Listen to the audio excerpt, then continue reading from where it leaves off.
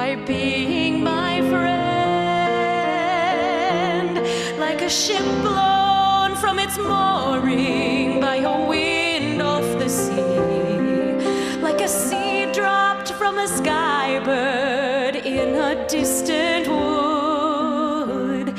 Who can say if I've been changed for the better? But because I knew you, because I knew you, I have been changed for good. And just to clear the air, I ask forgiveness for the things I've done you blame me for. But then I guess we know there's blame to share, and none of it seems to matter anymore. Like a comet pulled from orbit as it passes the sun, like a stream that meets a boulder halfway through the wood. Who can say if I've been changed for the better? I do believe I have been changed for the better.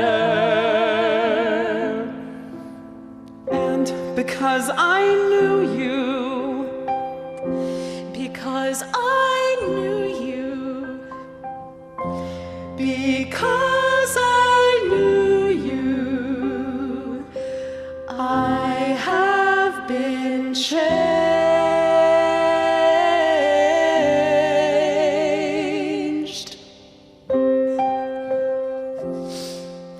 for good.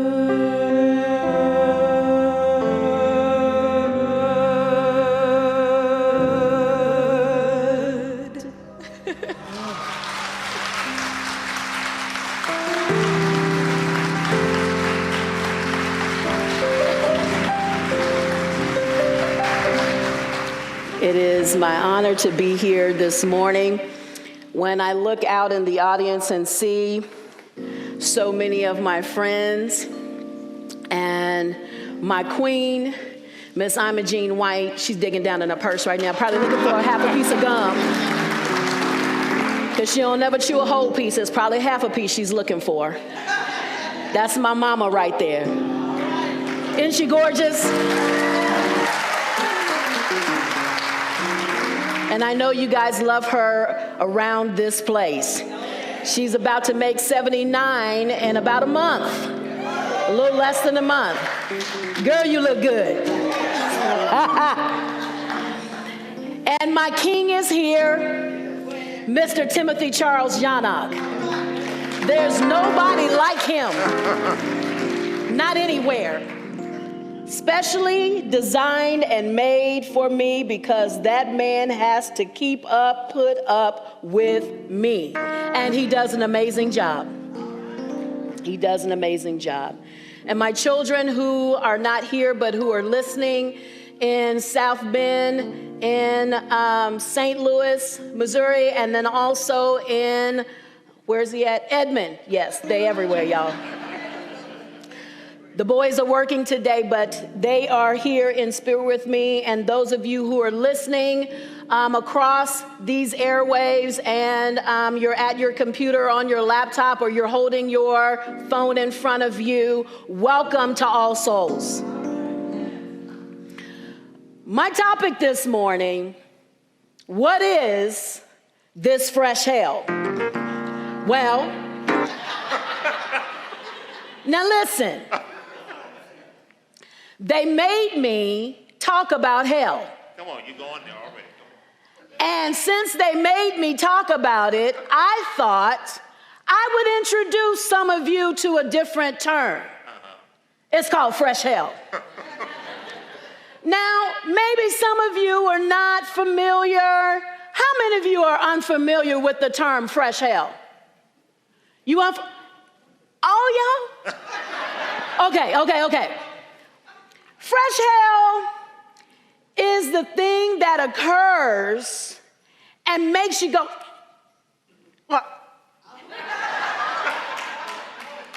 I'll give you an example so I can help you along.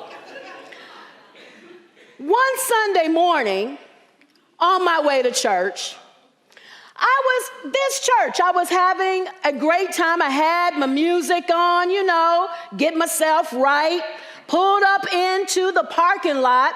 I was waiting for someone to come out of their space. Now, y'all know the name of this church is called All Souls. So one of them souls pulled in front of me and took my parking space. That's fresh hell.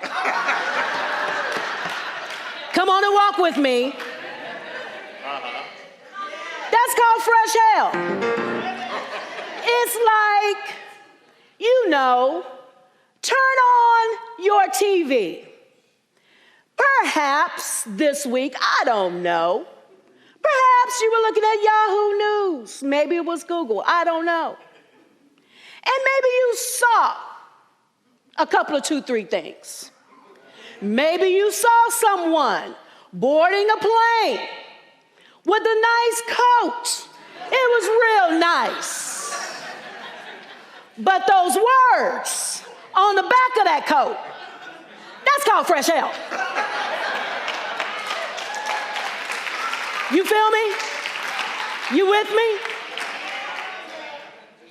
That's fresh hell. It's stuff that makes you think, what in the entire fresh hell?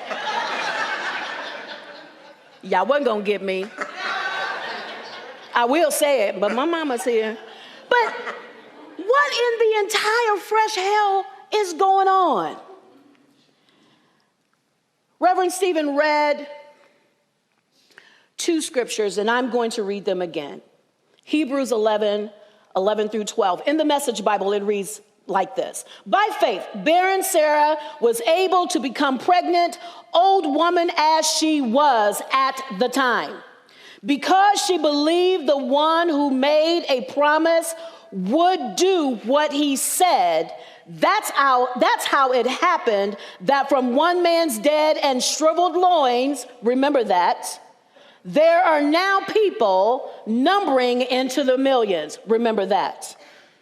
By faith, this is the Amplified, by faith, even Sarah herself received the ability to conceive a child even when she was long past the normal age for it, because she considered him who had given her the promise to be reliable, I will also say faithful, and true to his word. So from one man, though he was physically as good as dead, remember that, were born as many descendants as the stars of heaven in number and innumerable as the sand of the sea shore.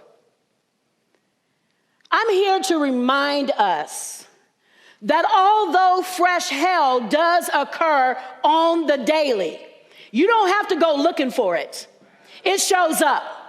I mean, you don't have to send out a search party. You don't have to do recon. It shows up for all of us daily. Can you say daily? Daily. But that's only a small portion of what occurs daily. But it gets magnified when we become hyper-focused on it. When we spend so much time. I know we have, let me go back. My grandparents, Nana and Big Daddy, thank y'all for being here. I appreciate y'all. Nana and Big Daddy, every single night, watch the news at 10 o'clock with a bowl of Frosted Flakes. That was the best part. And even as a little girl, I remembered that I really only wanted the Frosted Flakes. I really did not want to sit and watch the news every single night, but that was a part of their routine, but that was also how I was going to get the Frosted Flakes. You with me? So I had to watch the news. But I knew even then, that was before we had that 24/7 news cycle that we have right now. I knew even then I did not like watching and rehearsing who got shot, who got murdered, who got stabbed, who broke into something, who did all of this stuff that was just wrong and evil. I knew I just didn't like that. Fast forward, now we've got 24/7 news cycle.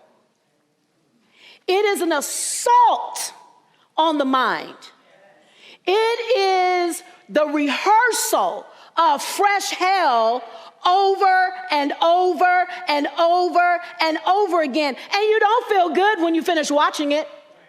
I need one person to please tell me, because one person, I need to see you, that feels amazing when you finish watching all of them. Seeing it. And for those of you, I'm going to help you right here. For those of you who watch and listen to NPR, and you feel like because you're listening to NPR that you're not experiencing fresh hell. Newsflash, yes you are. It's just in a different way. Come on. It's just in a different format. And you think because they're not being so visceral and it's not vitriolic that it's okay. It is not. It is an assault on your personhood. I'm looking for that person. I'm scanning. Anybody? As I used to say in my old Baptist church, are there one? Are there one? Nobody. So there's no one that gets the feel goods when you finish watching what's happening in our country right now. But there are some important and necessary and critical ingredients that we miss when we allow fresh hell to be our only destination.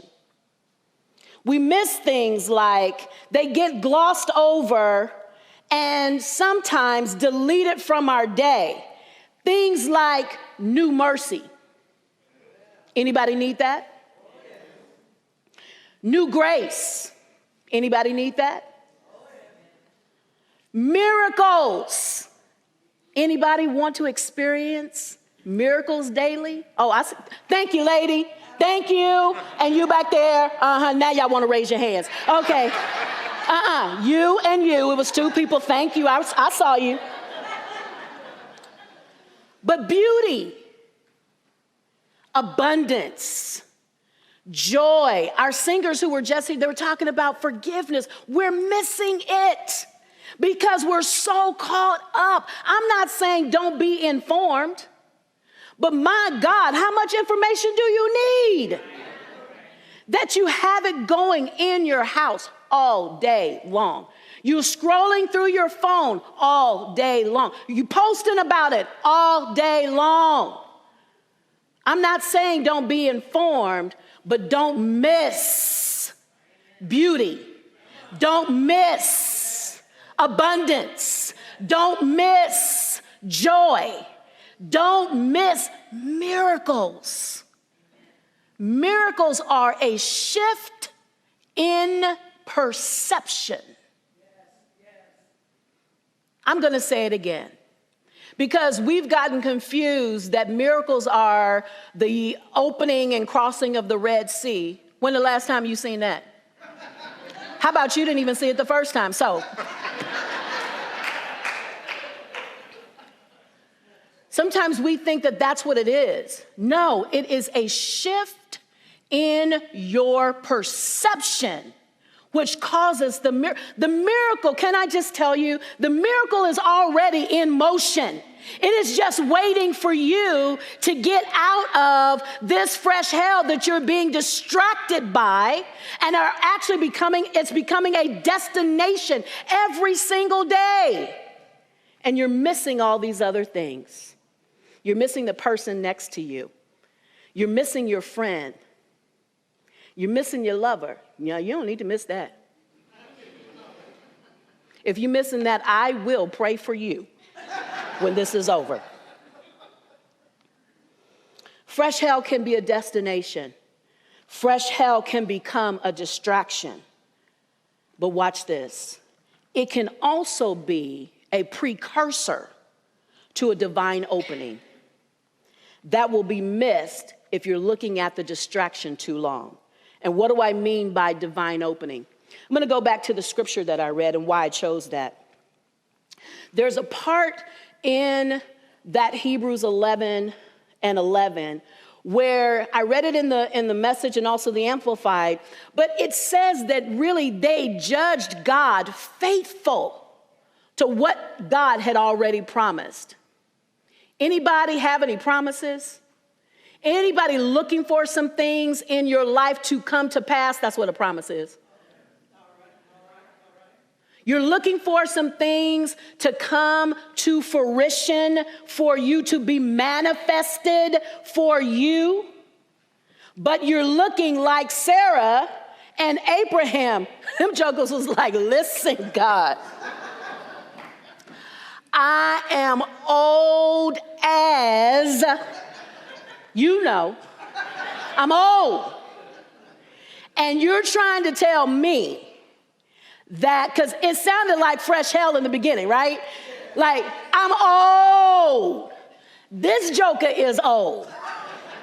How, I'm from South Texas. This is what we say. How we fencing to do this? How this gonna happen? Now listen. God, the request was not for sex only. You understand? Right. That would have been a tall order already. But I'm believing God. To the end. Listen, so that would have been a tall order if the request was just sex. God said a baby. Sarah's like, look, let me tell you something. There's this girl over yonder. She young, her body right. She good. Abraham, go do your thing. This how we gonna get this baby. Looky here. This is how sometimes we get off. We want a substitute because the degree of difficulty is where we focus. So when they started thinking about it and having a conversation amongst themselves, this is the divine opening. It came when they said, we judge God faithful. They remembered what the promise was. The promise wasn't just to come together. The promise was to we got to make this baby. And Sarah has to deliver it. Even taller order. So what am I here to do? I'm here to remind you that Abraham and Sarah, they had to remember that Isaac was the representation of the manifestation of the promise. They did have to remember how faithful God had been, but they didn't have to remember how to do the thing. Some of y'all get that way tomorrow or next week. They didn't have to remember how to come together, but they did have to create an environment that was conducive for producing a son. And it may have looked, I don't know, they had to make the environment baby making conducive, baby making ready. So perhaps, I don't know, maybe Sarah had to go get a wax. I don't know. Maybe had to get a shave. Hold your seats. You'll be all right. You'll be all right. Maybe they have to put some silk sheets on that pallet because, you know, they ain't had no bed. It wasn't that, they just were all doing it, y'all. They didn't have to remember how to do it. They had to wake up their energy. They had to, remember I told you, remember about the shriveled loins? They had to wake that up. They had to wake up their belief in the promise. Nothing around them looked like where they were going, but they had to get in alignment with the assignment that they had been given to produce the promise. They had to carry it on. There's a passage, and I'm going to find it. Y'all know, if many of you who know me know that my husband and I have a daughter named Noelle, and you know, she an activist. She gets stuff done. That's lightly. She gets things done, and she sent her mama, I got to find it. Hold on. Children, hold on. Here it is. She sent me a passage that I just want to read part of it, not all of it, because she sent it, so it's strong. So it's about carrying it on. When fresh hell comes at your door, you have to remember that you have some history. You have some history with God. You have some history with, do you remember times when things worked out well for you? How many of you remember that? And it showed up and it manifested so beautifully. It may not have come packaged exactly the way that you thought it was going to be packaged, but it worked out so incredibly well, and it was amazing. Anybody remember that? That's what you have to remember when fresh hell shows up at your door. That's what you have to remember when things are not going well. Because if you live this life, they used to say when I was growing up, just keep on living. Things are not going to go well all the time. However, you have a promise. There's something that you came here to fulfill. Every last one of us has an assignment. How many of you ask, what is my assignment today? Yeah. You have to ask that every day. Because stuff happens every day. That you have to be so inside and so aligned with your assignment that you don't let fresh hell deter you, move you off of your assignment. So some of you, all of you, I'm going to give an assignment. Turn your TV off. For this week, I am going to ask you to do something. I am going to ask you to find ways in which you can appreciate life, find beauty, joy, find ways in which you can be compassionate, find someone that you can show love to, sometimes that's yourself. Come on now. Sometimes it's standing in the mirror and saying, girl, you look good. You look good. Look, and sometimes your hair is all over your head, but you still say it, Miss Donna. Because you're working on something. You're rehearsing something in your hearing that is different from rehearsing fresh hell. And we've got to come out of alignment with that rehearsal, with that 24/7 situation that we've got going on in this country. Because what if all of us, I don't know, Pastor David, how many people do you say is in here right now? He said 110. 100. It's about 110 of us. What if for the next 7 days, we all agreed that life is for us, that life is good, that I am living in abundance. And abundance is not just about money, but I'm in abundance of love. I'm in abundance of relationship. I'm in an abundance of peace. I'm in abundance. What if we all just agreed that it is well with our souls? What if we just, all 110 of us, 100, just agreed that it is well with our souls? I guarantee you this, if we can all agree that it's all bad, and what we're looking at right now, let me just say this and then I'm done. We've all agreed, most of us have agreed that we're in the midst of some trying times.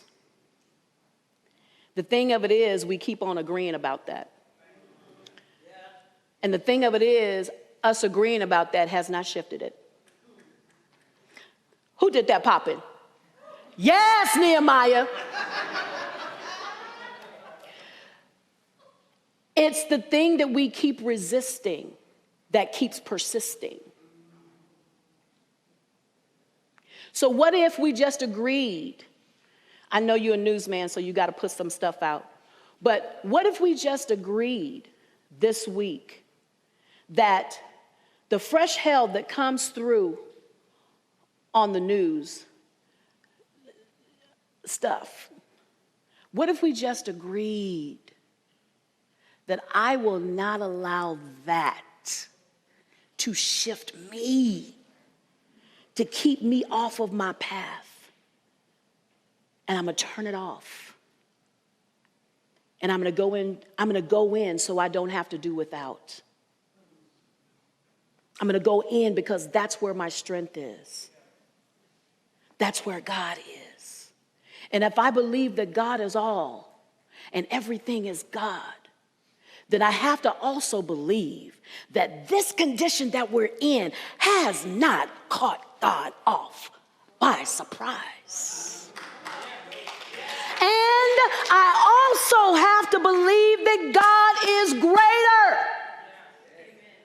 than my current experience. God is greater. And it's not just about believing it, because we don't need any more believers.